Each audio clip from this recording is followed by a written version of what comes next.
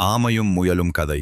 ஒரு காலத்தில் ஒரு காட்டில் ஒரு வேகமான முயலும் ஒரு மெதுவான ஆமையும் வாழ்ந்து கொண்டிருந்தன.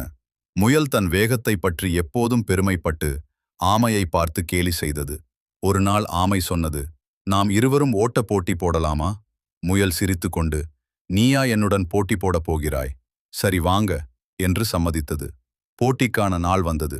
காட்டு விலங்குகள் எல்லாம் திரண்டு வந்து பார்த்தன. போட்டி தொடங்கியது. முயல் மின்னல் வேகத்தில் ஓடத் தொடங்கியது. ஆமை மெதுவாக, ஆனால் நின்றுவிடாமல் முன்னே சென்றது. சிறிது தூரம் ஓடிய பிறகு முயல் பின்னால் பார்த்தது. ஆமை மிகவும் தூரத்தில் இருந்தது. இவள் வருவதற்குள் நான் ஓய்வெடுக்கலாம் என்று நினைத்து ஒரு மரத்தடியில் படுத்து தூங்கிவிட்டது. ஆனால் ஆமை நின்றுவிடவில்லை. மெதுவாகவும் உறுதியுடனும் தொடர்ந்து நடந்தது. தூங்கிக் கொண்டிருந்த முயலை கடந்து சென்று இறுதிக் கோட்டை அடைந்தது. பின்னர் முயல் விழித்துக்கொண்டு வேகமாக ஓடியது. ஆனால் அது மிகவும் தாமதமாகிவிட்டது. ஆமை ஏற்கனவே போட்டியை வென்றுவிட்டது. கற்றுக்கொள்ளும் பாடம்: மெதுவாக இருந்தாலும் தொடர்ந்து முயற்சி செய்தால் வெற்றி நிச்சயம்.